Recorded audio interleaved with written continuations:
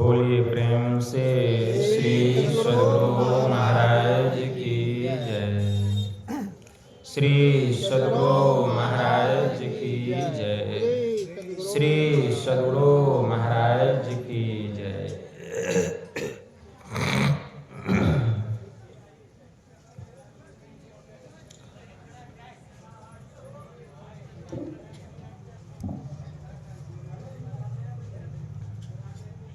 नमामि अमित ज्ञान रूपं कृपालम्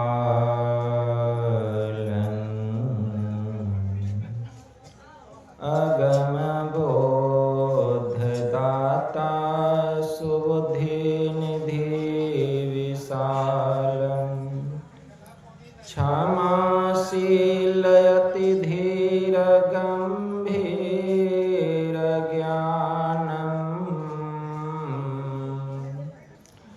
धर्मकील दृढ़धीर समधीर ध्यानम् जगत त्राणकारी अघारी उदारम्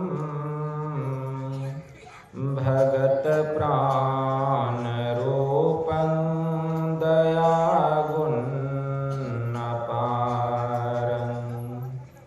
नमो सतगुरुम ज्ञानदाता सुस्वामी नमामि नमामि नमामि नमामि नमामि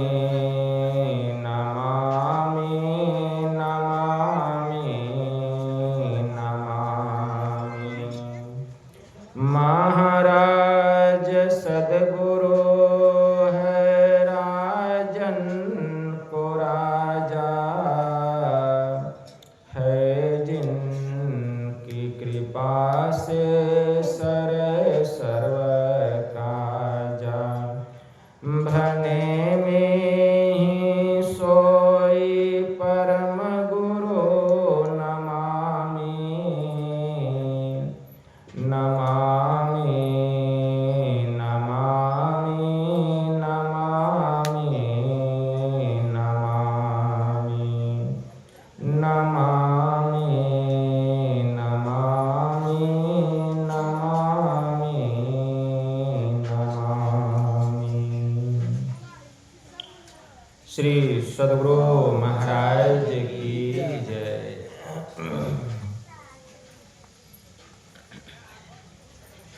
अव्यक्त रूप में परमाराध्य संत सद्गुरु महाराज के पावन कमल चरणों में बारंबार नमन। आदरणीय सत्संग प्रेमी गुरुजनों, भक्तिमती माताओं एवं धर्मशीला बहनों, आप लोगों को सर्वविदित हो चुका है कि यह संतमत सत्संग का आयोजन परलोकवासिनी फूद देवी के स्थूल शरीर छूटने के उपरांत उस दिवंगत आत्मा के परम कल्याण के लिए उनके सुपुत्र धनेश्वर मंडल और गौतम मंडल जी और घर परिवार के समस्त लोगों ने मिलजुल कर उस दिवंगत आत्मा के परम कल्याण के लिए यह संत मत सत्संग का आयोजन किए हैं। इस संत मत सत्संग के द्वारा ज्ञान योग युक्त एकमात्र ईश्वर भक्ति का संदेश दिया जाता है, उपदेश दिया जाता है। प्रत्येक प्राणी मात्र को बोध कराया जाता है कि ज्ञान क्या है, योग क्या है, भक्ति क्या है, जीव क्या है, माया क्या है, ब्रह्म क्या है। इन सभी रहस्यमयी बातों का ज्ञान सत्संग के माध्यम से यह जो जीव अबोध बना हुआ है, सत्संग श्रवण करते करते एक दिन वह सुबोध और परम ज्ञानी हो जाता है। अभी संत स्तुति और गुरु वंदना से पाठ का शुभारंभ हुआ। हम लोगों ने अति ही मनोयोग पूर्वक भक्ति युक्त ढंग से पाठ का श्रवण किया। तत्पश्चात श्री रामचरितमानस का भी हम लोगों ने पाठ से श्रवण किया। वास्तव में जीव के परम कल्याण के लिए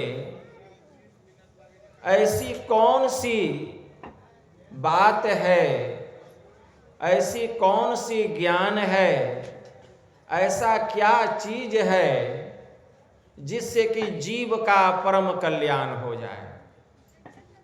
जिसने जीवन में कभी ध्यान नहीं किया, जीवन में कभी सत्संग नहीं किया, जीवन में कभी संतों का दर्शन नहीं किया, ऐसे भी व्यक्ति का अगर शरीर छूट जाता है और उस मृत शरीर पर अगर केवल संतों की दृष्टि पड़ जाए तो उस शरीर में जो जीव रहता है उस जीव की कभी दुर्गति नहीं होती। इतना ही नहीं, शास्त्र में यहां तक आया है, अगर उस मृत शव पर भी संतों की दृष्टि नहीं पड़ सके, अगर उस शव को चिता पर लेटाकर उसका दाह संस्कार कर दिया गया और उस चिता पर से जो धुआं उठ रहा है उस धुएं पर भी अगर संतों की दृष्टि पड़ जाए तो उस शरीर में जो जीव रहता था उस जीव की कभी दुर्गति नहीं होती। इतना ही नहीं, अगर शरीर जलकर राख हो गया, अगर उस राख पर भी केवल संतों की दृष्टि पड़ जाए तो उस मृत शव का जो राख है और उस शव में जो जीव रहता था वह जीव जहां गया है वहां उस जीव को दुर्गति नहीं होती। विचार कीजिए। और जो हमारी माता जी फूद देवी है वह ध्यान करती थी, सत्संग करती थी। ऐसी पुण्यात्मा, ऐसी पवित्र आत्मा थी। अगर ऐसे जीव जब अपने देह का परित्याग करते हैं और उस जीवात्मा के परम कल्याण के लिए अगर घर परिवार के लोग उसके नाम पर सत्संग करा रहे हैं तो क्या उस जीव की कभी दुर्गति हो सकती है? कदापि नहीं। उस जीव की सदगति ही सदगति होगी।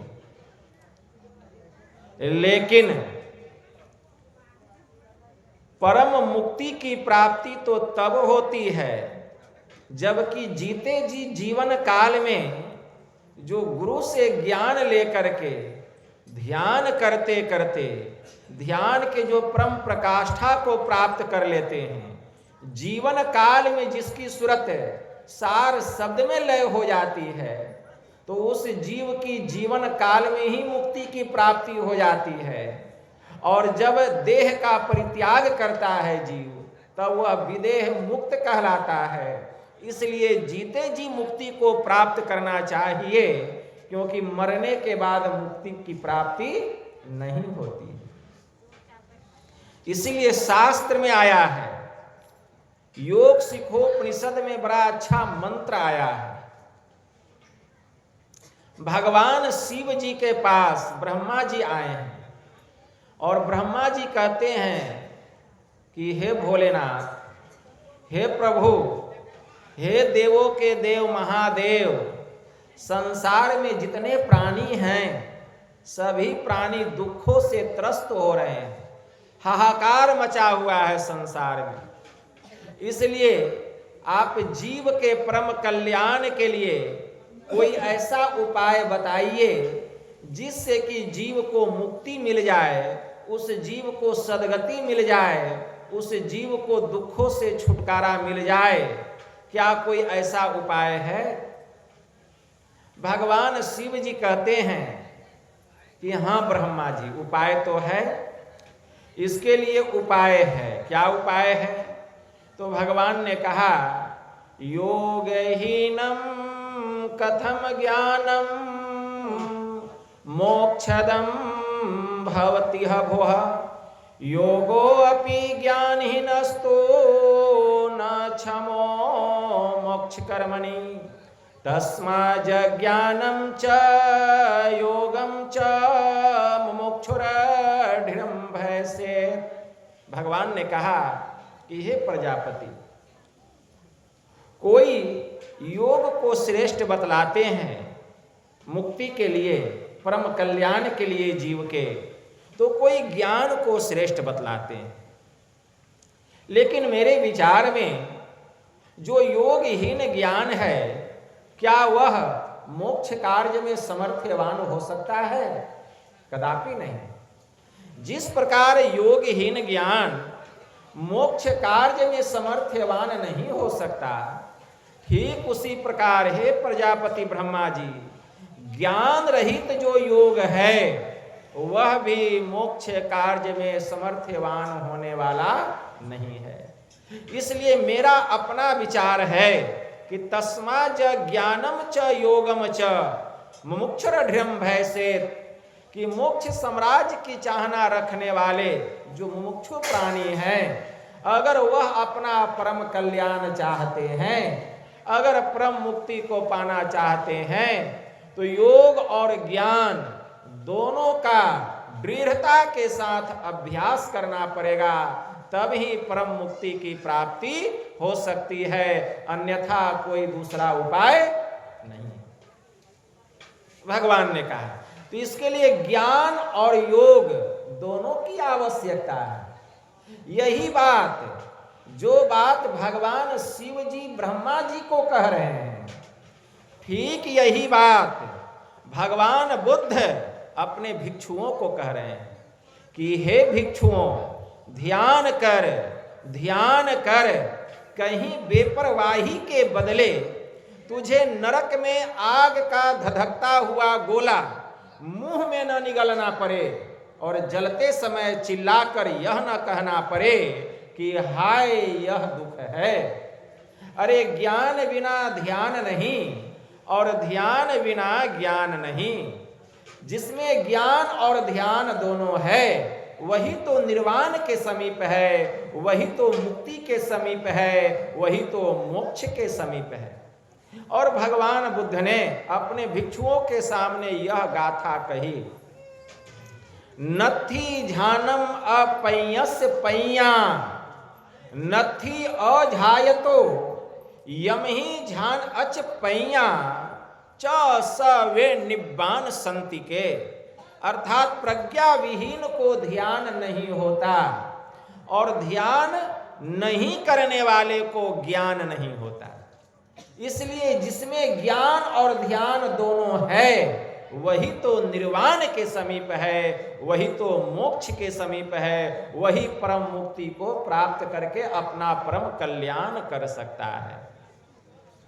इससे सिद्ध होता है कि ज्ञान और योग दोनों को अपने जीवन में अपनाना पड़ेगा।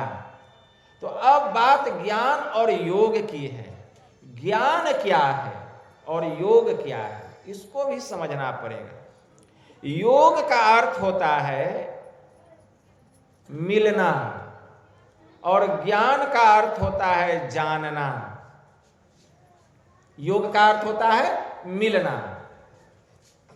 हम लोग पढ़ते थे जब 1-2 क्लास में थे कि योग फल निकालो, मतलब योग फल मतलब क्या करते थे कि ऊपर में 4 है नीचे में 3 है, तो 4 3 दोनों को मिला दिए तो कितना हो गया 7। तो 4 और 3 का योग फल हो गया 7, तो दोनों को मिला दिए तो 7 हो गया।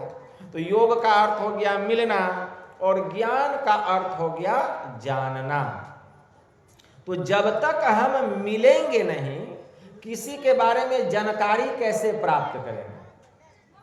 किसी के बारे में अगर जानकारी प्राप्त करना है तो पहले उससे मिलना पड़ेगा। काग भुसुंडी जी महाराज ने पक्षीराज गरुड़ से कहा, राम कृपा बिनु सुनु खगराई, जानी न जाई राम प्रभुताई।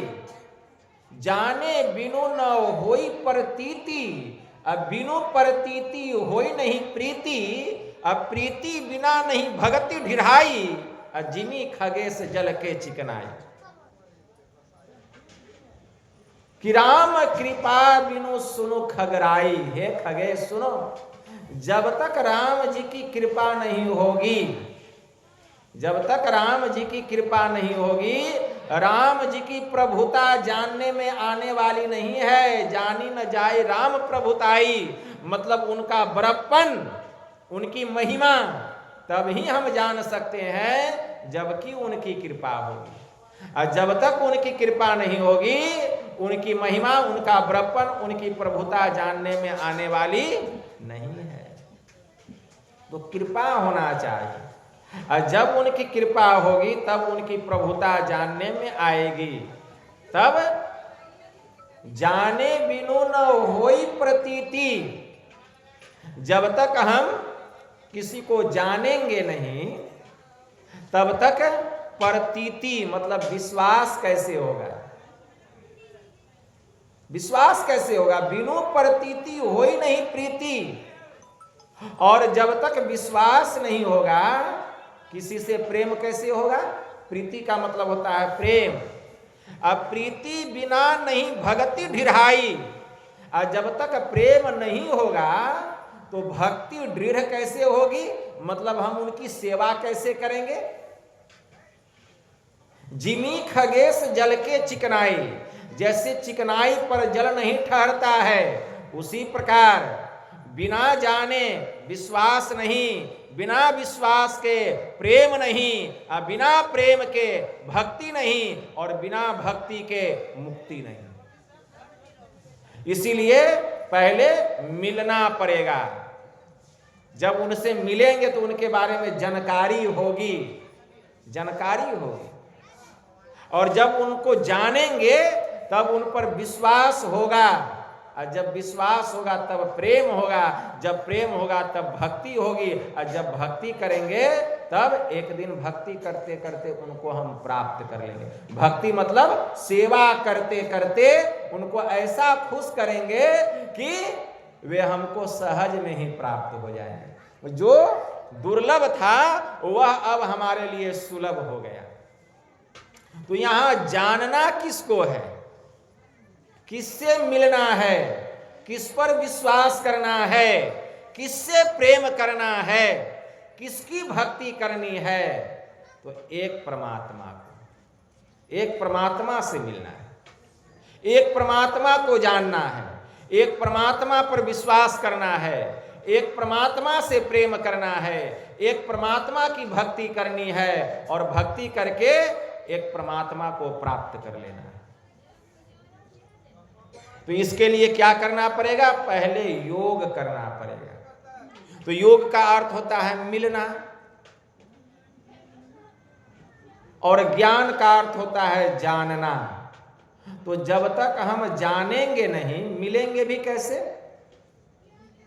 हम दिल्ली गए, वहां लाल किला देखें, वहां ताजमहल देखें, बहुत सारे दृश्य को देखें, आ करके कोई हमको सुनाए तो हमारे भी मन में इच्छा हुआ, सुने तो मेरे भी मन में इच्छा हुआ कि हमको भी जाना चाहिए। तो जब तक वहां जाएंगे नहीं, जब तक वहां जाएंगे नहीं, विश्वास कैसे होगा? केवल सुन करके तो विश्वास नहीं होगा, वहां जाना पड़ेगा। जब वहां घूमेंगे फिरेंगे, देख लेंगे कि नहीं यहाँ लाल किला है, यहाँ कुतुब मीनार है, यहाँ ताजमहल है, तब विश्वास हो जाएगा कि नहीं वे सही बात कह रहे हैं। तो उसी प्रकार पहले जानना पड़ेगा परमात्मा के बारे में। वह जानकारी कहाँ मिलेगी? तो इस सत्संग में मिलेगा, इस सत्संग में मिलेगा। जानना परमात्मा के बारे में इस सत्संग में होगा। तो ज्ञान का अर्थ होता है जानना। तो परमात्मा के बारे में ज्ञान दो तरह से होता है। एक होता है जानकर और दूसरा होता है पहचान कर। तो जानकर जो ज्ञान होगा इस सत्संग में सुन करके होगा। हम आपको सुनाएंगे, आप सुनेंगे तो जानकारी होगी। जब जानकारी होगी तो ज्ञान होगा। तो यह जो ज्ञान होगा, यह जो जानना होगा, यह पूरा ज्ञान नहीं होगा, यह अधूरा ज्ञान होगा। पूरा ज्ञान कब होगा? पहचान करके ज्ञान होगा। जब सुन लेंगे तो जानकारी हो गई, और जान करके जब गुरु से सदयुक्ति जान करके हम भक्ति करेंगे। अब भक्ति करते करते करते करते जब हम सभी आवरणों को पार कर जाएंगे, सभी मंडलों को पार कर जाएंगे, स्थूल सूक्ष्म कारण महाकारण केवल यहू के पार, असुष्मन तिल हो पिलतन भीतर होंगे सबसे न्यार, ब्रह्म ज्योति ब्रह्म ध्वनि को धरि धरि ले चेतन आधार, तन में पिल पांचों तन पारा तब जा पाओ प्रभु सा। जब ध्यान करते करते साधना के परम प्रकाष्ठा को प्राप्त करेंगे, जब यह आत्मा परमात्मा में जा करके मिल जाएगी, भक्ति करते करते जब परमात्मा में जा करके मिल जाएगी, तब जो वहाँ ज्ञान होगा वह जान कर नहीं, वह पहचान करके ज्ञान होगा।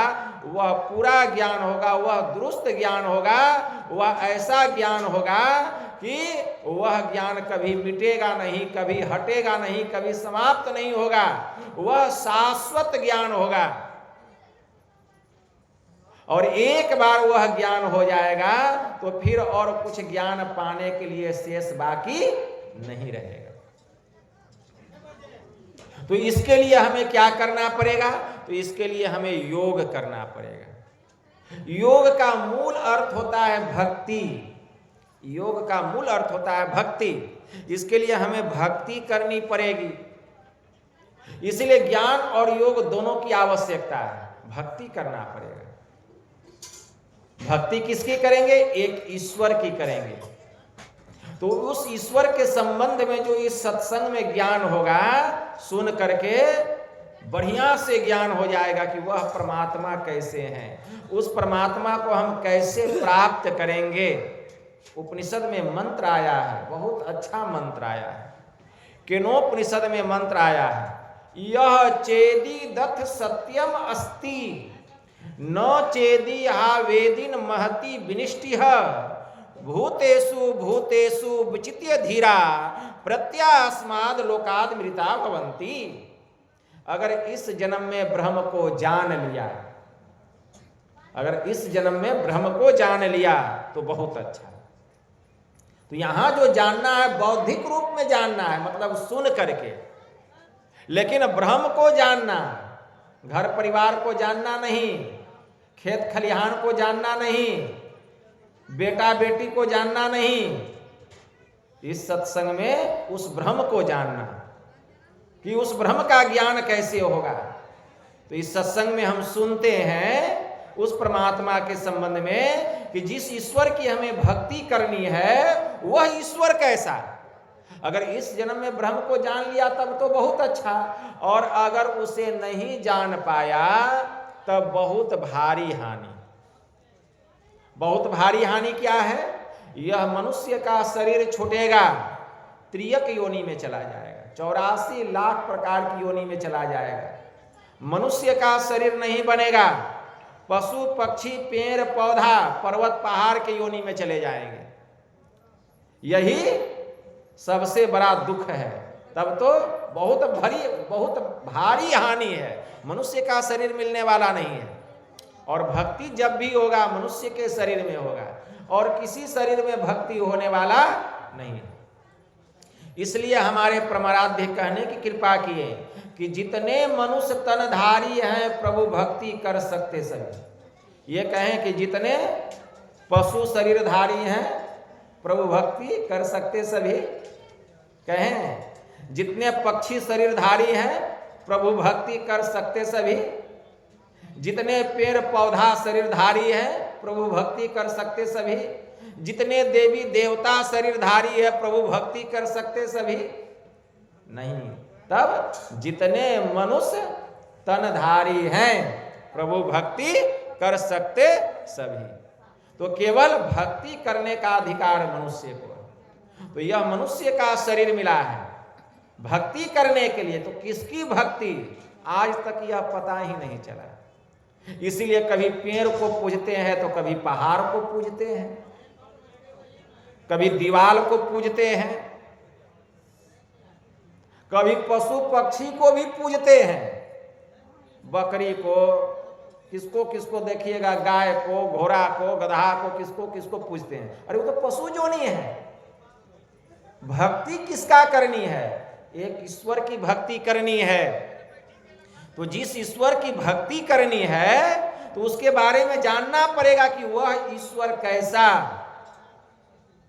तो मानस में आया, बिनु पग चलहि सुनय बिनु काना, अकर बिनु कर्म करय विधि नाना, आनंद रहित सकल रस भोगी, बिनु बानी वक्ता वर जोगी, तन बिनु परस नयन बिनु देखा, ग्रही घ्राण बिनु वास असेखा, अस सब भांति अलौकिक करनी, महिमा जासु जाय नहीं बरनी। उसी को संत कबीर साहब ने कहा, जस कथिए तस होत नाही, जस है तैसा सोए, कहत सुनत सुख उपजे, अरु परमारथ होए, बिंद नाद से अगम अगोचर, पांच तत्व से न्यार, तीन गुणन से भिन्न है, पुरुष अलख अपार, नैना बनी अगोचरी, श्रवणम करनी सार, बोलन के सुख कारणे, कहिए सृजनहार, संपुट माही समाइया, सो साहब नहीं होए, सकल मार में रमी रहया, मेरा साहब सोए। रहे निराला मारते, सकल मार के माही, कबीर सेवे तासु को, दूजा कोई नाही, मेरा साहब एक तू, मेरा साहब एक तू, दूजा कहा न जाए, दूजा साहब जो कहूं साहब खरा रिसाए। 100 वर्षा भक्ति करे, एक दिन पूजे आन, सो अपराधी आत्मा परे 84 खान, जाके मुंह माथा नहीं, नहीं रूपक रूप, अपूप बास थे पतला, ऐसा तत् अनूप। जिस ईश्वर की हमें भक्ति करनी है वह परमात्मा ऐसा है। क्या समझे? नहीं समझे। गोस्वामी जी ने लिखा मानस में, वह परमात्मा ऐसा है जो बिना पैर का चलता है। उसको पैर नहीं है, उसको कान नहीं है लेकिन सब कुछ सुनता है, उसको हाथ नहीं है लेकिन सब काम करता है, उसको मुंह नहीं है लेकिन वह हर प्रकार का रसास्वादन करता है, जिह्वा नहीं है हर प्रकार का रस लेता है, मुंह नहीं है लेकिन सबसे बड़ा प्रवक्ता है, उसके जैसा प्रवक्ता कोई है ही नहीं। आनंद रहित सकल रस भोगी, बिनु वाणी वक्ता वर जोगी, तन बिनु परस, उसको शरीर नहीं है लेकिन सबसे दरस परस करता है। नयन बिनु देखा, आंख नहीं है सब कुछ देखता है। ग्रह घ्राण बिनु वास असेखा, नाक नहीं है सब सुगंध दुर्गंध लेता है। सब भांति अलौकिक करनी, ऐसी अलौकिक उसकी करनी है। महिमा जासु जाय नहीं वर्णन, उसका महिमा का वर्णन करके क्या इति किया जा सकता है, अंत किया जा सकता है? कदापि नहीं। वह परमात्मा ऐसा जिस ईश्वर की हमें भक्ति करनी है, उसी को संत कबीर साहब ने कहा। उसके बारे में क्या कहा जाए? जैसा कहा जाता है वैसा वह है ही नहीं, जैसा वह है वैसा वह कहने में ही नहीं आता। लेकिन फिर भी लोग कहते हैं संत महात्मा, क्यों? फिर भी श्रोतागण सुनते हैं तो कहने में और सुनने में सुख मिलता है, आनंद आता है और परमार्थ बनता है, भक्ति बनता है। बिंद नाद से अगम अगोचर, वह बिंदु और नाद से भी परे है। 5 तत्व से न्यार, मिट्टी जल अग्नि हवा आकाश, 5 तत्वों से वह रहित है। 3 गुणन से भिन्न है, तीनों गुणों से, सतोगुण रजोगुण तमोगुण, तीनों गुणों से वह परे है। पुरुष अलख अपार, वह परमात्मा ऐसा है, वह अलख है, अपार है, अगम है, अगोचर है। गुरु नानक देव जी महाराज ने कहा अलख अपार अगम अगोचरी, ना तीसु काल न कर्मा, जाति अजाति अजोनी संभव, ना तीसु भाव न भरमा, साचे सचियार बिटहु कुर्बानो, ना तीसु वर्णो रूप नहीं रेखिया, साचे सबद निशानो, न तिसु मात पिता सुत बंधप, न तिसु काम न नारी, अकूल निरंजन अपरंपरु, सगली ज्योति तुम्हारी, घटी घटी अंतरी ब्रह्म लुकाइया, घटी घटी ज्योति सबाई, अब वज्र कपाट मुक्ते गुरुमति, निर्भय तारी लाई, जंत उपाई कालू सृजंता, अब बस गति जुबती सबाई, सतीगर उससे वहीं पदारथ उपा वहीं छूट ही शब्द कमाई, सोचे भारे साचू समावे, अब विरले सोचा चारी, अतंते को परम तंतु मिलाइया, नानक सरनि तुम्हारी। जो बात गोस्वामी जी कहें वही बात संत कबीर साहब कहें, जो बात संत कबीर साहब कहते हैं वही बात बाबा नानक साहब कहते हैं कि वह परमात्मा अलख है, वह अपार है, वह इंद्रियों के ज्ञान से रहित है, वह अगम है, मतलब माया के आवरण से परे है, उसका न जन्म होता है न उसकी मृत्यु होती है, नातिसु काल न कर्मा, वह काल और कर्म से रहित है, अलख अपार अगम अगोचरी, नातिसु काल न कर्मा, जाति अजाति, कौन जाति उसको दीजिएगा, राजपूत है, क्षत्रिय है, ब्राह्मण है, वैश्य है, कौन है, डोम है, चमार है, हिंदू है, मुसलमान है, सिख है, ईसाई है, कौन जाति है उसका, कोई जाति नहीं, वह जाति से परे है, जाति से परे है। जाति अजाति अजोनी संभव, ना तीसु काल न कर्मा, जाति अजाति अजोनी संभव, ना तीसु भाव न भरमा, वह हर प्रकार के जाति से रहित है, उसकी कोई जाति नहीं है। जब उसकी कोई जाति नहीं तो हमारी कैसे जाति हो गई? जिस जाति का वह है उसी जाति के हम हैं, क्योंकि वह हमारा अंशी है, हम उसके अंश हैं। हम उसके अंश हैं कि नहीं है? हैं? वह हमारा अंशी है कि नहीं है? तो फिर वो कौन जाति का हुआ? हम कौन जाति के हुए? आप कौन जाति के हो गए? गुरु महाराज की वाणी में आया, करहूं अनुग्रह प्रीतम साहब, तुम अंशक मैं अंश हो, आ तुम सूरज आ मैं किरण तुम्हारी, आ तुम वंशक मैं वंश हो। खाली पढ़ लेते हैं लेकिन उसको गढ़ते नहीं है, फिर वही जात वही पात। गुरु महाराज की वाणी में आया, करहूं अनुग्रह प्रीतम साहब, तुम अंशक मैं अंश हो, तुम हमारे अंशी हो, मैं तुम्हारा अंश हूं। तुम सूरज मैं किरण तुम्हारी, तुम सूरज हो तो मैं तुम्हारा किरण हूं, और तुम वंशक मैं वंश हो। गुरु महाराज की वाणी में आया, मोही तो ही इतने ही भेद हो साहब, यही भेद भव दुख मूल हो, करो कृपा नासो यही भेद ही हो अति ही अनुकूल हो। गुरु महाराज की वाणी में वही बात तो बाबा नानक कहते हैं, जाति अजाति अजोनी संभव, नातिसु काल न कर्मा।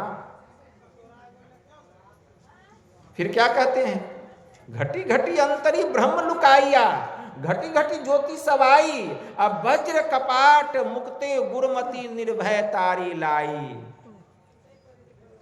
वह परमात्मा सबके घट घट में है। ऐसा कोई शरीर है जिसमें कि वह नहीं है? ऐसा कोई शरीर है या ऐसा कोई स्थान है जहां की वह नहीं है? सबके घट घट में वह ब्रह्म लुकाया हुआ है, मतलब छिपा हुआ है। उसको प्रकट करना पड़ता है, उसको प्रकट करना पड़ता है। और जो अपने भीतर में उसको प्रकट कर लिया तो वह पूजनीय हो जाता है। जिसको प्रकट कर लिया वह पूजनीय हो जाता है, और जो प्रकट नहीं कर पाया वह पूजनीय नहीं है। परम संत बाबा देवी साहब जी महाराज क्या कहते हैं?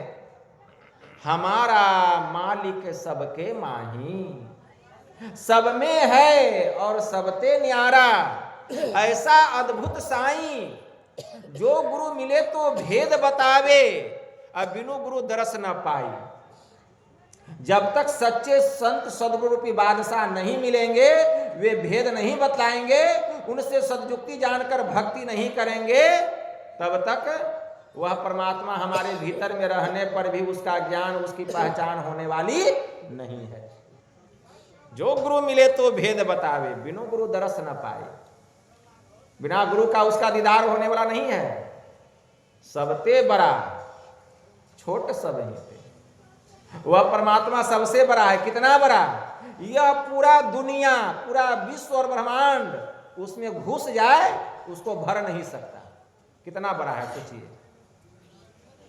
पूरा विश्व ब्रह्मांड उसमें समा जाए फिर भी उसको नहीं भर सकता है। इतना बड़ा और छोट सब ही थे। छोटा कितना? छोटा कितना? कहीं भी वह जाकर के समा जाए। छोटा इतना कि वह कहीं भी जाकर के समा जाए, इतना छोटा। छोट सब ही थे। घट घट रहा समाई, घट घट रहा समाए। परम संत बाबा देवी साहब कहते हैं, जो गुरु मिले तो भेद बतावे, बिनु गुरु दरस न पाई। सबते बड़ा छोट सब ही ते, घट घट रहा समाई। जा घट प्रगट होए दर से, अता घट की बलि बलि जाए। लेकिन उस परमात्मा को जिसने अपने घट में प्रकट कर लिया, उसकी बलिहारी है, उसके चरणों की वंदना है। ता घट की बलि बलि जाए।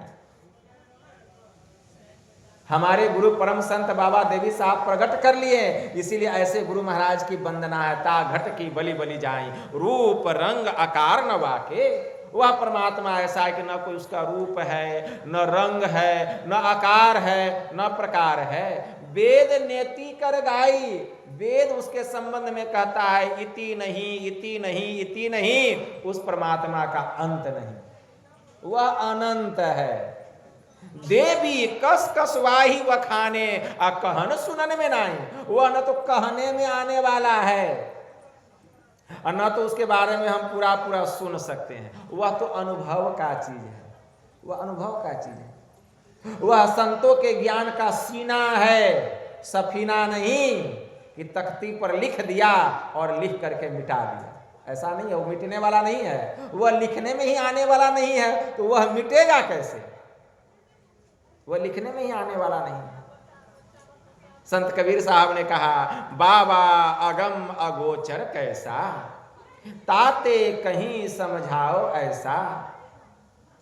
जो दिसे सो तो है नाही, है सो कहा न जाई। सैना बैना कहीं समझाओ, जो गूंगे का गुरु भाई। दृष्टि न दिसे मुष्टि न आवे, बिन से नाही न्यारा। ऐसा ज्ञान कथा गुरु मेरे, पंडित करो विचारा। बिनु देखे प्रतीत न होवे, कहे न कौपतियाना। असमुझा होए तो सब दे चिन्हे, अचरज होए अयाना। संत कबीर साहब कहते हैं अचरज होए अयाना, मतलब वह परमात्मा कैसा है उसके बारे में समझाया नहीं जा सकता। जो दिसे सो तो है नहीं, जो देखने में आता है इस आंख से, वह परमात्मा नहीं है। है सो कहा न जाए, और जैसा वह है उसके बारे में मुंह से कहा नहीं जा सकता। सैना बैना कहीं समझाओ, मतलब सैना और बैना न तो बोल बोल के उसके बारे में बताया जा सकता है, न मौन हो करके उसके बारे में कहा जा सकता है। जो गूंगे का गुरु भाई, जैसे गूंगा को गुड़ खिला दिया जाए, अब कोई पूछे कि गुड़ का स्वाद कैसा है, बता पाएगा वो? गूंगा को गुड़ खिलाइए, अब पूछिए बता इसका स्वाद कैसा है, बता पाएगा? मने मन लेकिन बड़ा खुश होगा, खूब खुश होगा, मुग्ध होगा, ऐसा है ऐसा है। तो उसी प्रकार परमात्मा वैसा ही है। जो गूंगे का गुरु भाई, जैसे गूंगे का गुरु होता है। सैना बैना कहीं समझाओ, ज्यों गूंगे का गुरु भाई। संत कबीर साहब कहते हैं दृष्टि न दिसे मुष्टि न आवे, वह आंख से देखने में आने वाला नहीं, उसको मुट्ठी में हम पकड़ नहीं सकते, मुष्टि ना आवे, बिन से ना ही न्यारा, ठीक है ना, उसका कभी विनाश नहीं होता है, उसमें कभी परिवर्तन नहीं होता है। ऐसा ज्ञान कथा गुरु मेरे पंडित करो विचारा, वह ऐसा परमात्मा है। लेकिन बिनु देखे प्रतीत न होवे, जब तक उसको कोई देखता नहीं है विश्वास नहीं होता है। कहे न को पतियाना, असमुझा होए तो सब दे चिन्ह है, अचरज होए अयाना। अगर उस परमात्मा को देखना चाहते हैं तो अपने सूरत को शब्द में लगा। अगर उस परमात्मा को देखना चाहते हैं, बिनु देखे प्रतीत न होवे, विश्वास करना चाहते हैं तो समुझा होए सो शब्दे चिन्ह, अचरज होए अयाना। इसमें आश्चर्य की बात नहीं है, जिसने अपने सूरत को सार शब्द में लगाया उसको विश्वास हो गया कि वह परमात्मा कैसा है। समुझे समुझा होए तो शब्दे चिन्ह, अचरज होए अयाना। संत कबीर साहब कहते हैं अचरज होए अयाना, वह परमात्मा ऐसा है। काजी कथे कतेव पुराना, पंडित वेद पुराना, वह अक्षर तो लखा न जाए, मात्रा लगे न काना। काजी कितना भी कुरान पढ़ ले, अब पंडित कितना भी पुराण पढ़ ले, काजी कथे कतेव पुराना, पंडित वेद पुराना, लेकिन वह अक्षर तो लखा न जाए। लेकिन उस अक्षर का, उस शब्द का ज्ञान होने वाला नहीं है। खूब वेद पढ़ लीजिए, कुरान पढ़ लीजिए, बाइबिल पढ़ लीजिए, लेकिन उस अक्षर का ज्ञान होने वाला नहीं है। वो अक्षर ऐसा है, जब तक उस अक्षर में सूरत नहीं लगेगी उस परमात्मा का पहचान, उसका ज्ञान नहीं होगा। पंजाब में एक अच्छे संत हो गए साई बुल्ले शाह जी महाराज। उनकी वाणी में आया कि आज लोग नाना प्रकार के विषयों को पढ़ करके नाना प्रकार की डिग्रियां प्राप्त कर रहे हैं, लेकिन अगर कोई एक अलिफ पढ़ ले तो उसको नजात मिल जाए, छुटकारा मिल जाए। उसी समय एक हजरत हो गए, उनका नाम था हजरत अनवर अली रोहतकी। उन्होंने एक पुस्तक लिखी कानूने इश्क। कानूने इश्क के पृष्ठ संख्या 204 में उन्होंने लिखा, जिस अलिफ को पढ़ने से जीव को नजात मिलता है, मतलब मुक्ति मिलती है, ठीक है ना, जिस शब्द को पढ़ने से, जिस अलिफ को पढ़ने से, वह उर्दू, फारसी और अरबी का पहला अक्षर नहीं है। वह उर्दू, फारसी और अरबी का पहला अक्षर नहीं है। अरे वह तो संतों के ज्ञान का सीना है, सफीना नहीं कि तख्ती पर लिख दिया, लिख करके मिटा दिया। संत क्राइस्ट ने कहा आदि में शब्द था, शब्द ईश्वर के साथ था और शब्द ही ईश्वर है। वह ऐसा है। वही संत कबीर साहब कहते हैं कि वह कैसा है, कोई ध्यावे निराकार को तो कोई साकारा, वह तो इन दौते न्यारा, जाने जानन हारा। कोई साकार में लगे हुए हैं, शंकर भगवान को, दुर्गा माँ, काली माँ खूब पूजा कर रहे हैं। कोई निराकार को तो कोई रूप रंग नहीं, मुसलमान भाई, ठीक है ना, लेकिन वह तो इन दोनों से अलग है। साकार और निराकार मतलब निर्गुण और सगुण दोनों से परे है, ठीक है ना। संत कबीर साहब ने क्यों कहा सरगुण की सेवा करूं और निर्गुण का करूं ज्ञान, और निर्गुण सगुण के परे तहे हमारा ध्यान, ठीक है ना। तो कोई ध्यावे निराकार को कोई साकारा, वह तो इन दौते न्यारा, जाने जानन हारा। नादी बादी पढ़ना गुनना बहु चतुराई भीना, कहे कबीर परे न पर लय, नाम भगति जिन चीना। जिसने नाम में अपने सूरत को लगाया, उस सार शब्द में उसी ने परमात्मा को जाना, उसी ने ब्रह्म को जाना। इसलिए नाम का ज्ञान होना चाहिए, नाम का ज्ञान होना चाहिए, तब उस परमात्मा की पहचान होगी, ठीक है ना। नाम कौन, वह कौन सा नाम? संत पलटू साहब ने कहा नाम डोर है गुप्त, वह गुप्त है, ठीक है ना। वह मुंह से बोलने में आने वाला नाम नहीं है, वह वर्णात्मक नाम नहीं है, ठीक है ना, वह वर्णात्मक नाम नहीं है। कि मुंह से बोल लेंगे। नाम डोर है गुप्त, को नहीं जानता। निह अक्षर का रूप दृष्टि नहीं आवता। रंकार आकार पवन को देखना। अरे हाँ रे पलटू, देखत है कोई संत और सब पेखना। जो कोई चाहे नाम को सो नाम अनाम है जी। लिखन पढ़न में आवे नाही, नि अक्षर काम है जी। रूप कहे अनुरूप पवन अनुरेखते। अरे हाँ रे पलटू, गैब दृष्टि से संत नाम वह देखते। गैब दृष्टि किसको कहा गया? गैब का मतलब होता है आत्मदृष्टि, अनुभव की दृष्टि। आत्मदृष्टि से संत उस नाम को देखते हैं। तो आत्मा को पहले प्रकाशित करना पड़ेगा। जब तक आत्मा को प्रकाशित नहीं करेंगे, वह जो नाम हो रहा है, वह जो ध्वनि हो रही है, उस ध्वनि की अनुभूति होने वाली नहीं है। संत कबीर साहब ने कहा ना,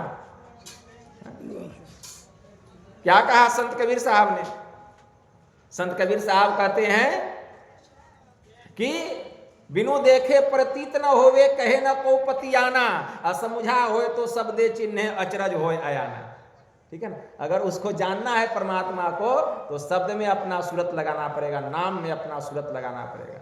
वह नाम वर्णात्मक नाम नहीं है, वह ध्वन्यात्मक नाम है। ध्वन्यात्मक नाम भी दो प्रकार का होता है, एक अनहद और दूसरा अनाहत। वह अनहद नहीं है, वह अनाहत है। उस शब्द में अपना सूरत को लगाना पड़ेगा, तब उस परमात्मा का ज्ञान होगा, उस ईश्वर का, उस ब्रह्म का पहचान होगा। ऐसे नहीं होगा।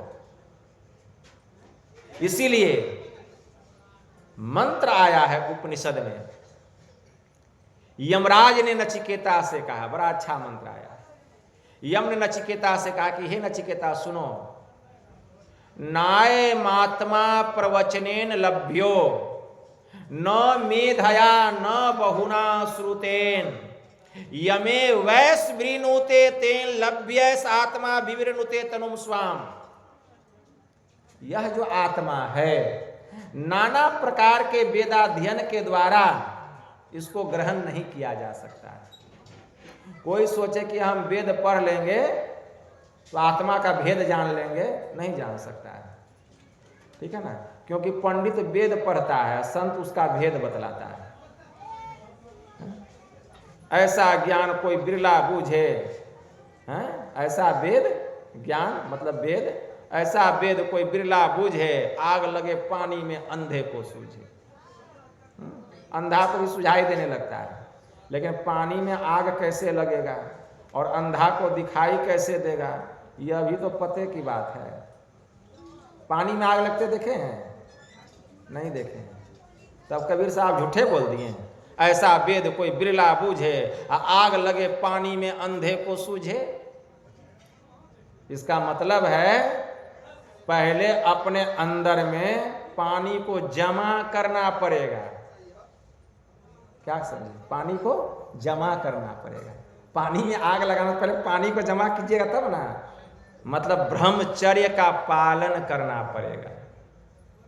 जो मुस्तैदी से ब्रह्मचर्य का पालन करता है और साधना करता है, जब ब्रह्मचर्य का पालन करते करते करते करते, ठीक है ना, जब उसके अंदर वह रस जमा होता है, वह संजीवनी जमा होती है, वह शक्ति जमा होती है, तब उससे क्या निकलता है? ओज निकलता है। ओज निकलता है। और वह ओज सुषुम्ना नाड़ी होते हुए मेरुदंड के बीचों बीच जो है सरसराते हुए दोनों आंखों में आता है। ठीक है ना? वही शक्ति। और जहां मन को टिका करके रखते हैं, वहीं पर सरसराते हुए दृष्टि की दोनों धार जा करके टकराती है, और वही पानी जमा होता है तो गगन में आग लग जाता है। तो आग लगे पानी में, भीतर की दिव्य दृष्टि खुल जाती है, अंधकार का नामो निशान मिट जाता है। और अंधे को सूझे, अंधरा भी है तो उसका दिव्य दृष्टि खुल जाता है, उसको दिखाई देने लगता है। तो आग लगे पानी में अंधे को सूझे, ऐसा वेद कोई बिरला बूझे। तो कोई बिरला ही नहीं यह ज्ञान प्राप्त करेगा, अंधा को भी सूझने लगा। यही बात है, यही बात है। तो यह जो आत्मा है नाना प्रकार के वेदाध्ययन के द्वारा भी ग्रहण होने योग्य नहीं है। नाय मात्मा प्रवचनेन लभ्यो, यह जो आत्मा है बहुत अधिक प्रवचन सुन लेंगे उसका ज्ञान हो जाएगा, नहीं होगा। न मेधया, यह जो आत्मा है बहुत अधिक स्मरण शक्ति के द्वारा भी ग्रहण होने योग्य नहीं है। किसी का स्मरण शक्ति बहुत मजबूत है और सुन करके उसके दिमाग में फिट हो गया बा, तो भी ब्रह्म का ज्ञान होने वाला, आत्मा का पहचान होने वाला नहीं है। तब कैसे होगा? यमे वैस वृणुते अतेन लभ्यस आत्मा विवृणुते अतनु स्वाम। साधक जिस आत्मा का वर्ण करता है, मतलब ध्यान करता है, उसी वर्ण किए हुए आत्मा से आत्मा अपने स्वरूप को प्रकाशित करता है और इसी प्रकाशित आत्मा से ब्रह्म के स्वरूप का ज्ञान होता है, उसकी पहचान होती है। तो जब तक आत्मा प्रकाशित नहीं होगी उस सार शब्द की अनुभूति होने वाली नहीं है। सार शब्द तो हो रहा है, सृष्टि के कण कण में हो रहा है, लेकिन हम अपने को प्रकाशित नहीं किए हैं, हम अंधकारे में पड़े हुए हैं, इसलिए उसकी ध्वनि हमें सुनाई नहीं दे रही है। जबकि वह हो रहा है, निरंतर हो रहा है। निस्दिन बाजत एक तार सदा दिन रतिया, ठीक है ना, वह हमेशा तार हो रहा है, बज रहा है। शब्द निरंतर में मन लागा मलिन वासना त्यागी, सोवत जागत उठत बैठत कबहु न छूटे ऐसी तारी लागी। सोवत जागत उठत बैठत टुक भिन्न नहीं तारा, झिनझिन जंतर निस्दिन बाजे जम जालिम पचिहारा। लेकिन सुनाई क्यों नहीं दे रहा है? क्योंकि आत्मा अभी प्रकाशित नहीं हुई है। अभी हमारी आत्मा अंधकार में है, आंख बंद करते हैं अंधकार, तो कहां से वह ध्वनि सुनाई देगी? उस ध्वनि को सुनना है तो पहले आत्मा को प्रकाशित करना पड़ेगा, और आत्मा को प्रकाशित करने के लिए योग अर्थात भक्ति करना पड़ेगा। लेकिन माया के जंजाल में इतना फंस गए हैं, फुर्सतें नहीं मिलता है ध्यान करने का, भजन करने का। आत्मा कहां से प्रकाशित होगी? इसीलिए आत्मा को प्रकाशित करने के लिए उद्यम है, मतलब साधन भजन है। इसीलिए जितना हो साधन भजन करना चाहिए, अपने को प्रकाशित करना चाहिए। यही तो भगवान महावीर ने कहा, यही भगवान महावीर ने कहा, आत्मशोधक पुरुषों के लिए पौष्टिक स्वादिष्ट भोजन, स्त्री पुरुषों का संसर्ग, पौष्टिक स्वादिष्ट भोजन, ये सब तालपुट विष के समान महान भयंकर है। जो व्यक्ति निष्कपट होता है उसी की आत्मा शुद्ध होती है। जिसकी आत्मा शुद्ध होती है उसी के पास धर्म ठहर सकता है। जैसे घी से सिंची हुई अग्नि पूर्ण प्रकाश को प्राप्त करती है, वैसे ही जो सरल और शुद्ध साधक होता है वही परम निर्वाण पद को प्राप्त करता है। तालपुट विष कब बन जाता है? स्त्री पुरुष का संसर्ग या पौष्टिक स्वादिष्ट भोजन। पौष्टिक स्वादिष्ट भोजन तालपुट विष बनता है। अगर स्त्री पुरुष का संसर्ग नहीं होता तो भगवान बुद्ध कहां से आते? भगवान महावीर कहां से आते? मीराबाई कहां से आती? सहजोबाई कहां से आती? चरणदास कहां से आते? महर्षि मही कहां से आते? महर्षि संसेवी कहां से आते? तालपुट विष तब बनता है जबकि उसमें हम लिप्त हो जाते हैं, जबकि हम उसमें रमन करने लगते हैं, तब वो तालपुट विष बन जाता है। रमन नहीं करना। जैसे भूख लगी है, भोजन करना पड़ेगा, प्यास लगी है, पानी पीना पड़ेगा, ठीक है ना, लेकिन भोजन करना चाहिए जीने के लिए, खाने के लिए नहीं। भोजन करना है जीने के लिए कि हम ध्यान सत्संग कर सके। ये नहीं कि खाइए रहे हैं, खाइए रहे हैं, खाने के लिए नहीं जीना है, जीने के लिए खाना है। इसको समझिए। एक सेठ जी भगवान बुद्ध के पास गए, तो भगवान बुद्ध कहते हैं सेठ जी क्या करते हैं? तो सेठ जी कहते हैं भगवान दुकानदारी करता हूं। बड़ी अच्छी बात है। तो दुकानदारी क्यों करते हैं सेठ जी? तो कहते हैं दुकानदारी करता हूं पैसा कमाने के लिए। दुकानदारी करता हूं पैसा कमाने के लिए। अच्छी बात है। पैसा क्यों कमाते हैं? पैसा क्यों कमाते हैं? तो क्या पैसा कमाते हैं खाने के लिए, ठीक है। खाते हैं किस लिए? तो खाते हैं जीने के लिए, जीते हैं किस लिए? चुप। जीते हैं किस लिए? खाते हैं जीने के लिए। और जीते हैं किस लिए? अब तो बोलिए दिए हैं कि खाते हैं जीने के लिए, तो जीते हैं किस लिए? अब निरुत्तर हो गए। अब क्या कहेंगे? खाते हैं किस लिए? तो जीने के लिए, ठीक है ना। पैसा कमाते हैं किस लिए? तो खाने के लिए। दुकानदारी किस लिए करते हैं? तो पैसा कमाने के लिए। पैसा किस लिए कमाते हैं? तो खाने के लिए। खाते हैं किस लिए? जीने के लिए। जीते हैं किस लिए? तो जब तक यह जवाब नहीं देंगे कि हम जीते हैं ईश्वर की भक्ति करने के लिए, सवाल अधूरा ही रह जाएगा। हम जीते हैं ईश्वर की भक्ति करने के लिए, जब तक यह नहीं कहेंगे सवाल अधूरा रह जाएगा। इससे क्या पता चलता कि हम जीते हैं ईश्वर की भक्ति करने के लिए, और जीवन मिला है अब विषय भोग में ही लिप्त हो गए, वह सब तालपुट विष बन गया। चाहे स्त्री पुरुष का संसर्ग हो, चाहे पौष्टिक स्वादिष्ट भोजन हो, चाहे धन हो, चाहे घर हो, मकान हो, अगर उसमें लिप्त हो गए तो वह चीज आपके लिए विष बन गया। लेकिन उस चीज का अपने जीवन के लिए जितना जरूरी है उतना उपयोग किए तो वह विष नहीं बना, वह विष नहीं बना।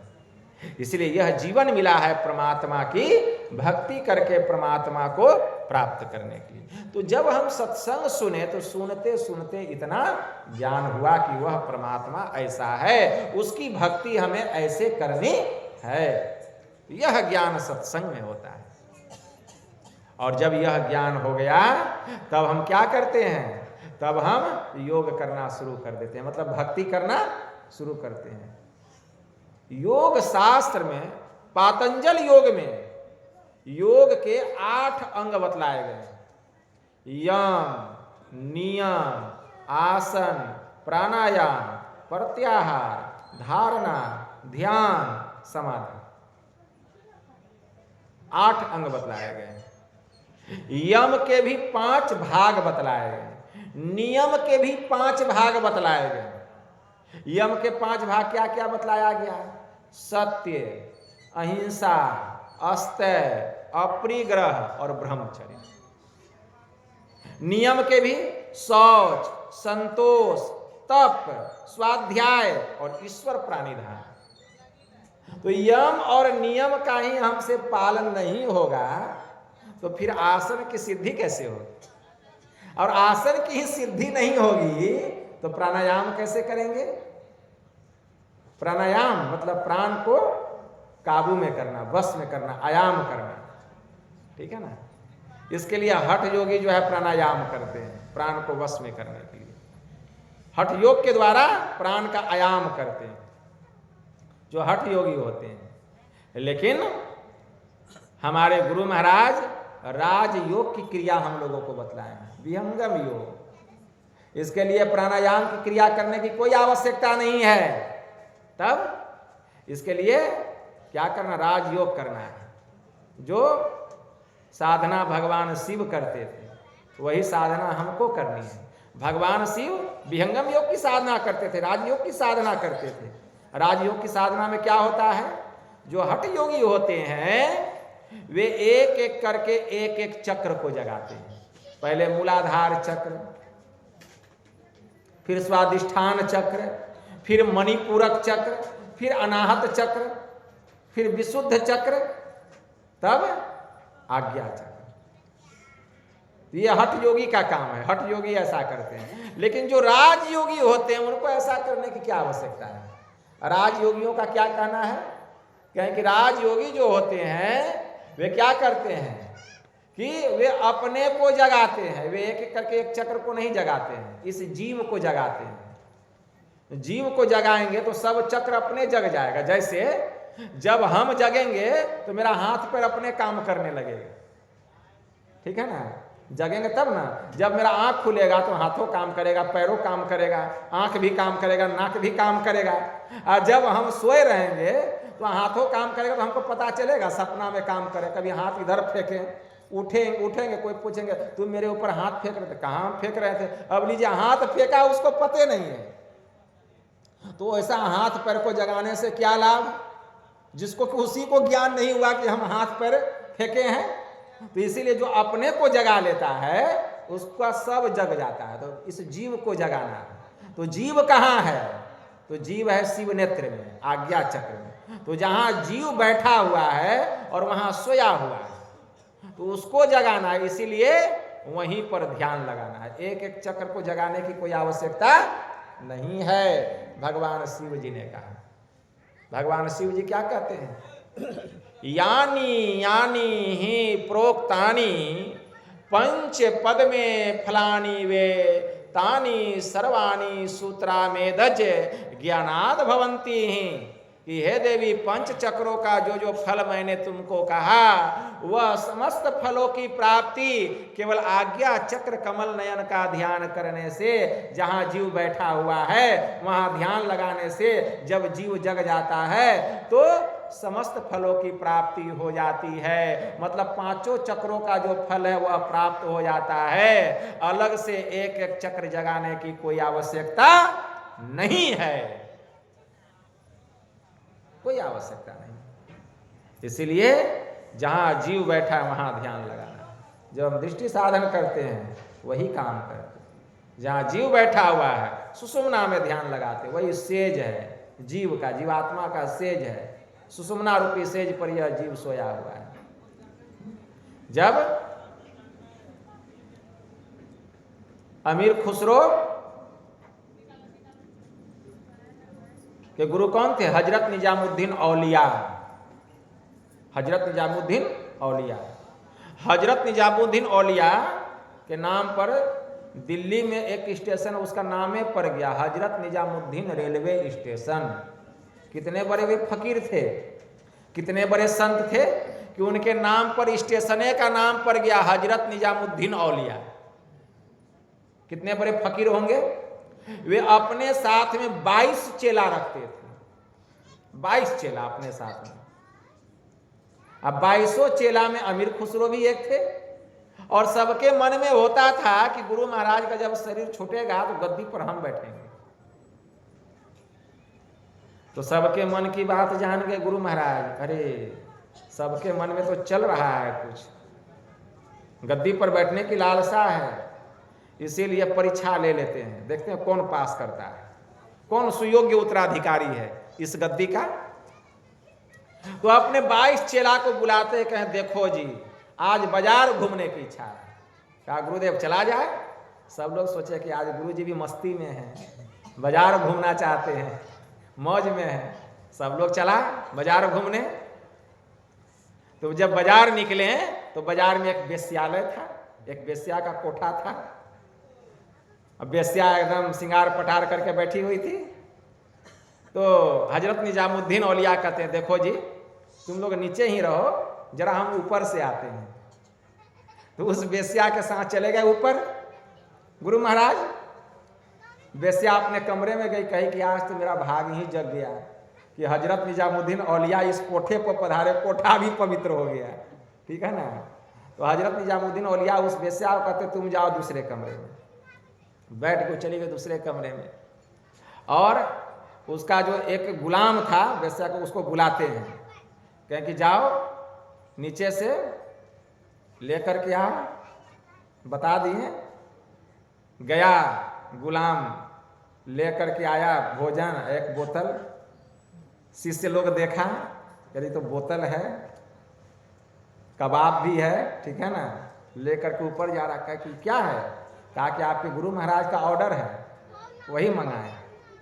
अब शिष्य लोग सोचने लगे गुरु महाराज शराब पिएंगे, गुरु महाराज कबाब खाएंगे, ऊपर में सबाब का भी व्यवस्था है।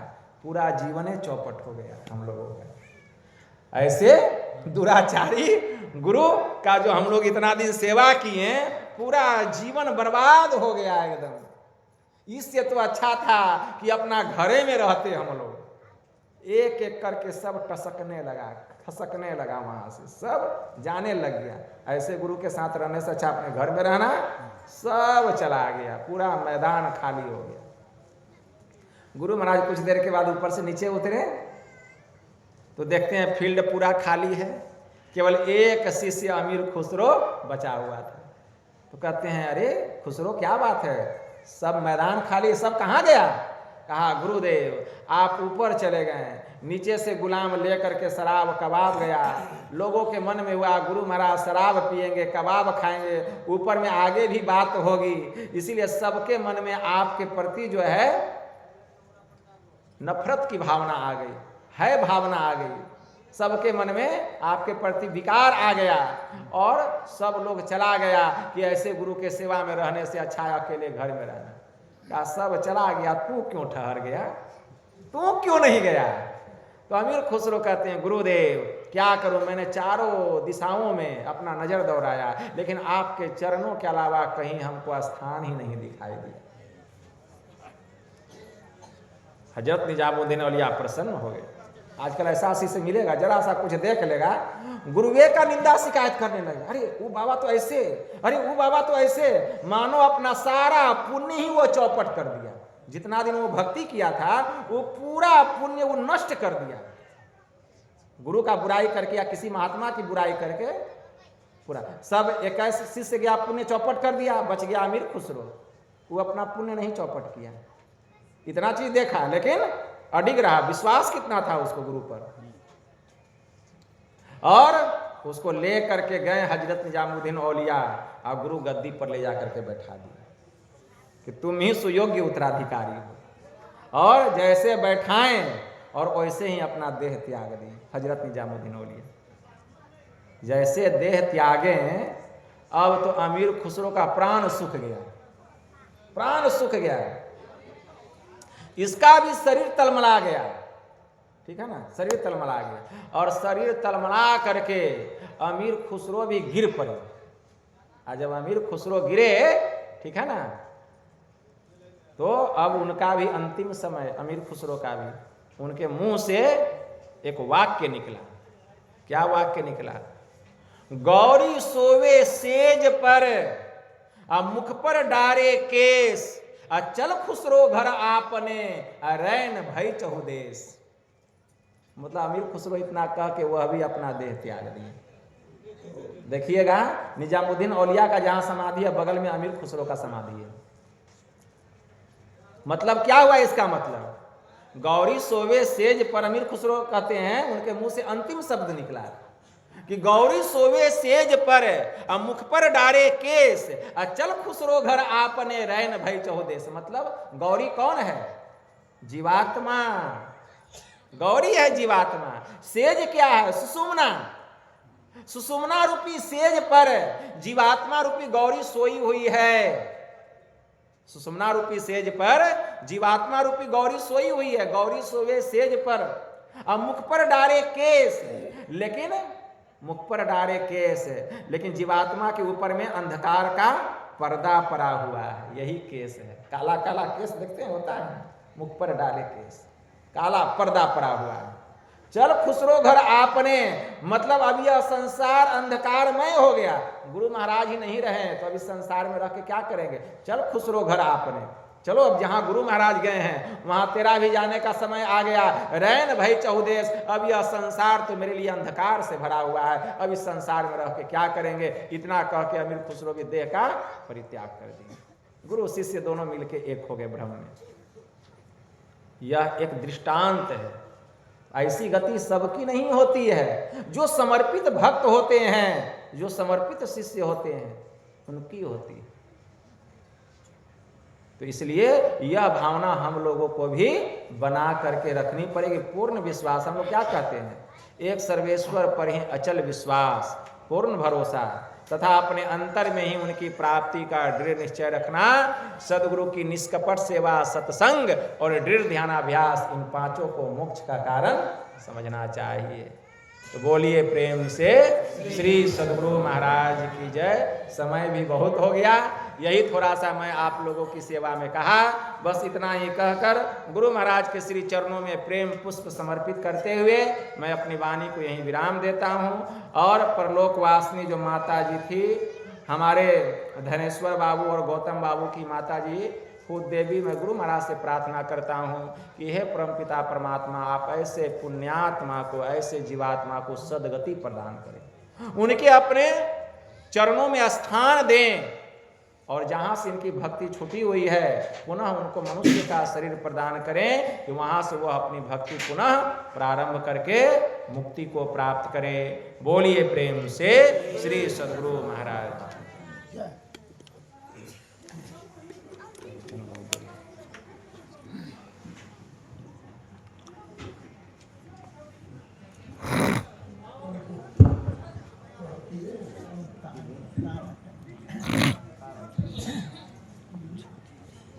ओ अच्छा,